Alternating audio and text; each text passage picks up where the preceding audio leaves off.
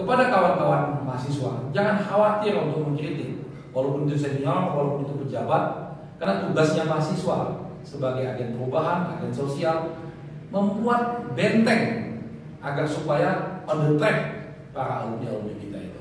Bagaimana dosen-dosen ini diharapkan jangan meninggalkan tradisi-tradisi kewian ini, tradisi kebebasan, tradisi keilmuan, tradisi semangat untuk kritis.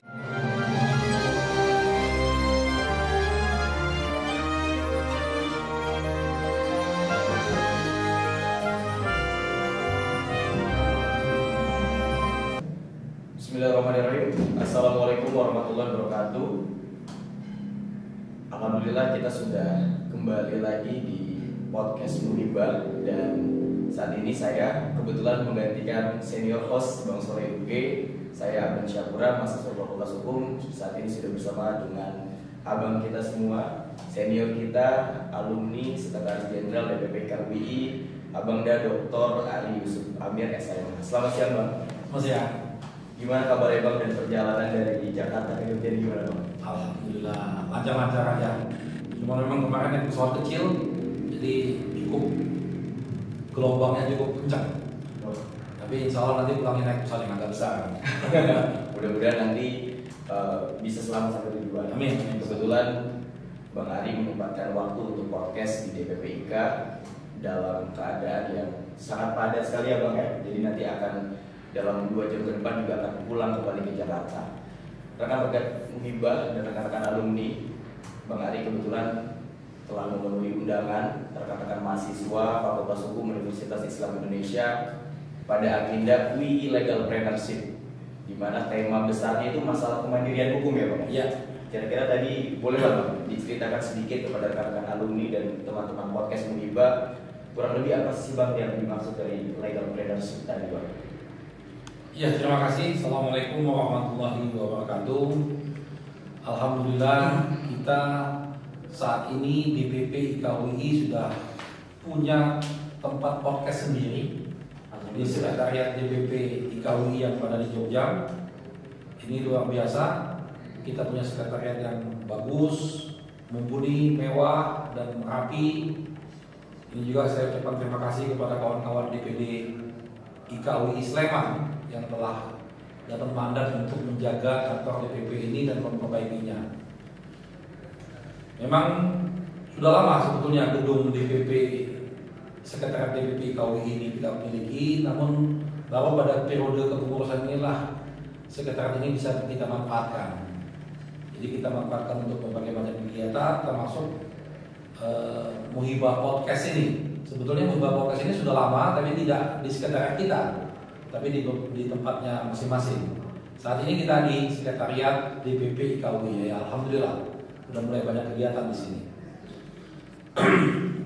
Abdan, terima kasih. Ini Abdan ini mahasiswa berprestasi.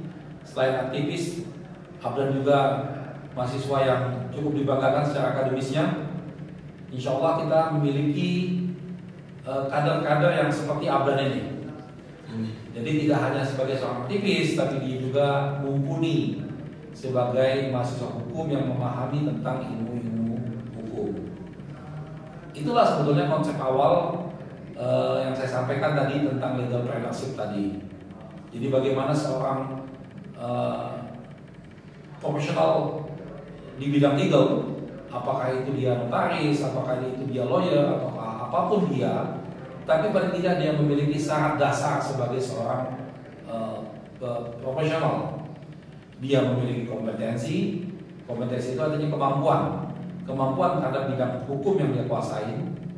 Nanti dia akan menekuni bidang apa, apakah bidang litigasi, non litigasi, corporate, atau mau jadi kurator, atau mau jadi mediator, ataupun menjadi apapun itu, dia harus menguasai secara real tentang pemahaman ilmu-ilmu hukum yang akan dia hadapi di lapangan.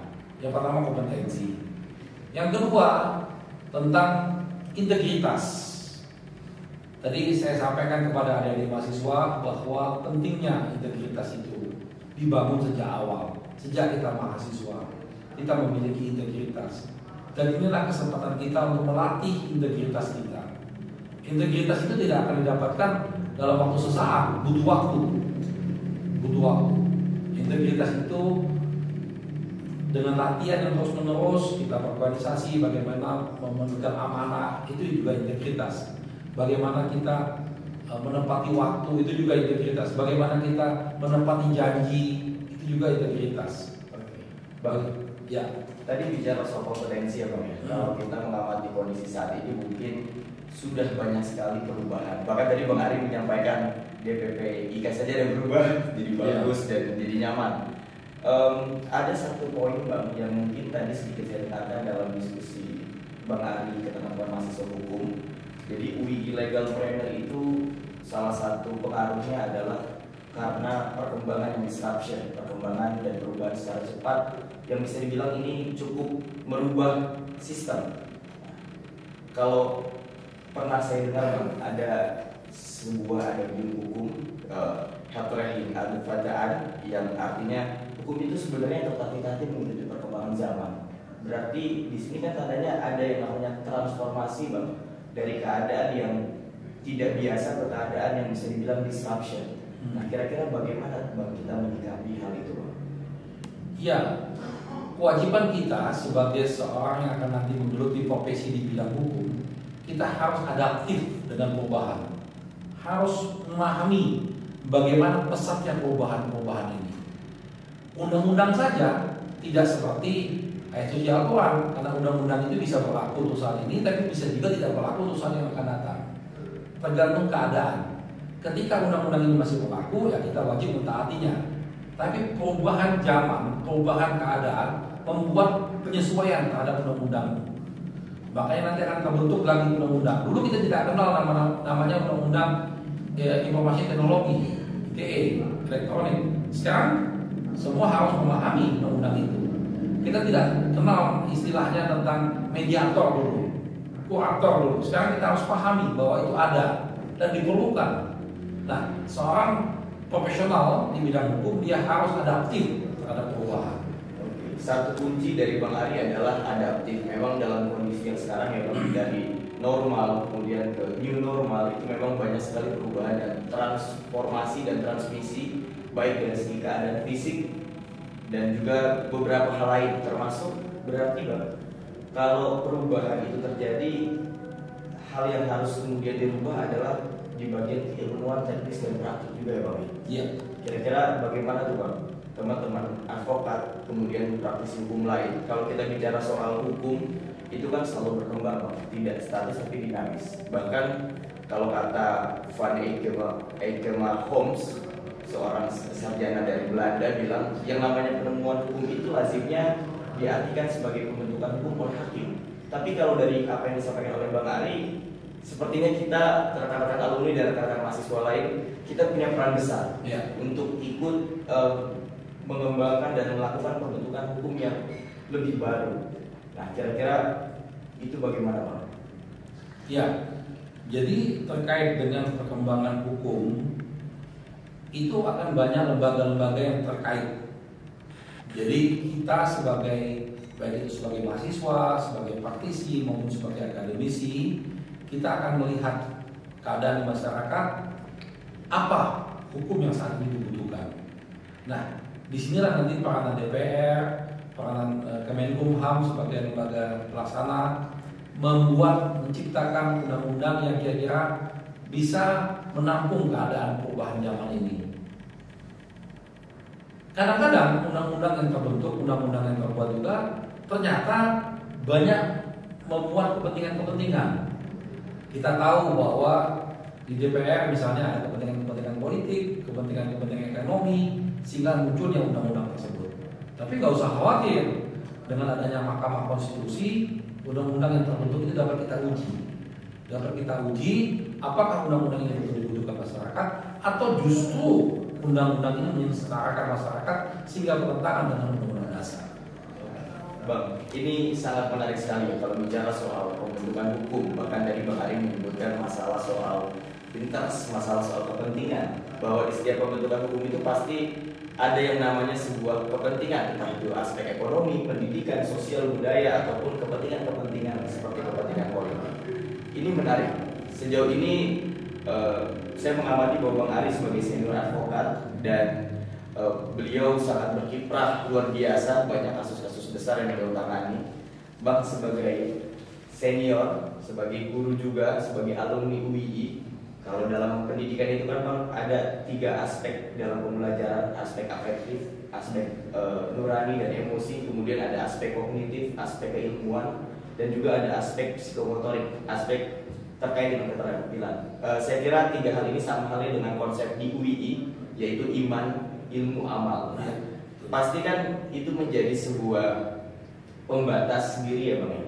Di tengah banyaknya sekali kepentingan dalam proses pembentukan hukum, kira-kira alumni UI ini harusnya gimana Bang untuk mengintegrasikan nilai iman, ilmu, amal itu Bang? Ya, kita memiliki kemampuan kritis. Mahasiswa UI itu dibekali kemampuan kritis, sehingga setiap apapun terjadi perubahan, permasalahan hukum di masyarakat, anak-anak UI itu akan berpikir secara kritis. Oleh karena itu, budaya kritis di mahasiswa ini jangan sampai hilang. Adik-adik mahasiswa, peserta Muhibah podcast ini, kemampuan kritis itu adalah nilai tambah kita. Jadi ketika Anda mahasiswa, Anda mengkritisi suatu permasalahan, mendiskusikan dengan secara intens, lalu misalnya melakukan kajian-kajian, itu akan Anda butuhkan nanti dalam dunia nyata, dunia kerja. Nah, begitupun para alumninya. Saat ini kan kita tahu, kita sadar bahwa carut marut hukum ini tidak berhenti hanya pada satu zaman. Setiap zaman ada permasalahan hukum yang timbul. Disitulah dibutuhkan sikap kritis tadi, bahwa kita tidak hanya diam. Ketika kita menjadi satu pimpinan, kita menjadi satu bagian dari satu organisasi, disitulah kesempatan kita untuk menunjukkan bahwa mahasiswa, alumni UI punya kepentingan terhadap penegakan hukum yang berkeadilan. Sehingga kalau dalam perjalanan penegakan hukum ini ada permasalahan-permasalahan di sana, sikap mahasiswa yang ada yang kita ajarkan sama ini, itu akan tercermin di alumni-alumninya itu. Seperti itu. Baik Bang, saya jadi teringat seorang penulis Yuval Noah Harari juga menuliskan buku terkait dengan 21 Century Skill, bahwa salah satu kemampuan yang harus memang dimiliki saat ini adalah salah satunya adalah berpikir kritis. Mungkin kalau bicara soal hal teknis itu bisa berubah Bang, tapi kalau bicara soal pemikiran itu sesuatu hal yang melekat bahkan membentuk di dalam diri Bang, bisa dibilang sebagai soft skill. Oke Bang, banyak sekali alumni-alumni kita khususnya di bidang hukum yang bisa dibilang berkiprah luar biasa di luar sana. Pada saat ini Ketua IKUII sekaligus Ketua Mahkamah Agung juga kebetulan dari alumni, dan banyak juga yang kemarin baru saja ditetapkan oleh DPR ya, Komisioner Komnas HAM Pak Abdul Haris Mendawai. Itu suatu pencapaian yang luar biasa bahwa alumni UI bisa berkiprah di kancah nasional. Ada satu hal yang menarik Bang, selalu dibahas di ruang-ruang diskusi bahwa kita sebagai lulusan hukum atau bahkan sebagai mahasiswa hukum itu harus menjadi seseorang arsitek hukum. Artinya di sini kan berarti ada konstruksi hukum yang kemudian dibangun oleh masing-masing individu. Kira-kira bagaimana konsep arsitek hukum yang sekiranya ideal untuk kita, Bang? Iya, itu penting. Jadi bagaimana kita membangun budaya hukum di masyarakat kita ini, kita lihatnya secara komprehensif. Kita diajarkan ketika mahasiswa tentang berpikiran secara idealita, tentang filosofi hukum itu sendiri, semangat penegakan hukum itu sendiri. Ketika hukum itu sudah bertentangan dengan semangat keadilan, maka disinilah kita harus mengkoreksinya. Kita mungkin berbeda cara pandang, berbeda politik, berbeda sikap terhadap perkembangan di negara kita. Tapi terhadap keadilan kita harus sama. Nilai-nilai keadilan itu harus sama. Tidak boleh karena kita, oh ini musuh kita, ini lawan politik kita, lalu kita berlaku tidak adil. Itulah yang diajarkan nilai-nilai ini di UIN kita. Nah, nilai-nilai keadilan ini itu menjadi beban bagi tokoh-tokoh kita yang ada di pemerintahan. Baik itu sekarang ini ada Ketua Mahkamah Agung, Menko Polhukam, Komnas HAM dan yang lain-lainnya. Mereka membawa nilai-nilai itu. Jadi ketika mereka harus menyampaikan sesuatu, tapi nilai-nilai keadilan dalam penegakan hukum harus mereka bawa. Dan ketika mereka lupa, kewajiban kita sebagai sesama alumni, kewajiban kita sebagai mahasiswa mengingatkan mereka, mengkritik mereka. Kepada kawan-kawan mahasiswa, jangan khawatir untuk mengkritik, walaupun itu senior, walaupun itu pejabat, karena tugasnya mahasiswa sebagai agen perubahan, agen sosial, membuat benteng agar supaya on the track para alumni kita itu. Seperti itu. Luar biasa. Jadi apa yang disampaikan oleh Bang Ari, saya kira sesuatu hal yang sangat value dari UII kemudian diintegrasikan kepada bagaimana profil lulusan hukum dan juga bagaimana alumni seharusnya berkiprah. Bang, terakhir ya Bang. Kira-kira apa nih Bang? Mumpung masih di Jogja, pesan-pesan yang mau disampaikan kepada rekan alumni, kepada pendengar setia musibah dan mahasiswa-mahasiswa harus bagaimana nih untuk menjadi insan yang beramal ilmiah, berilmu amalia? Ya, alhamdulillah kita punya tradisi keuian. Tradisi keuian ini kita terus sebarkan kepada adik-adik mahasiswa, kepada lingkungan kampus. Bagaimana dosen-dosen ini diharapkan jangan meninggalkan tradisi keuian ini. Tradisi kebebasan, tradisi keilmuan, tradisi semangat untuk kritis, itu tradisi-tradisi yang sangat baik kita miliki. Nah, kepada para alumni-alumni juga, dimanapun kalian berada, di bidang apapun kalian bekerja, jangan kalian tinggalkan nilai-nilai keuian dan semangat keuian. Karena UII lah kita bisa menjadi begini, kita bisa menjadi besar, dan kita bisa menjadi sukses. Nah, ini juga saya sampaikan sebagai pengurus di DPP bahwa saat ini sudah semakin banyak kegiatan di KUII. Buat kawan-kawan, jangan sungkan-sungkan, jangan malu-malu untuk bergabung dalam setiap kegiatan di KUII, baik itu di daerah, di provinsi maupun di kabupaten ataupun di DPP. Itu Abdan dan kawan-kawan semangat terus. Semangat. Sekarang ini mahasiswa adalah yang memiliki UII, jaga UII dengan baik.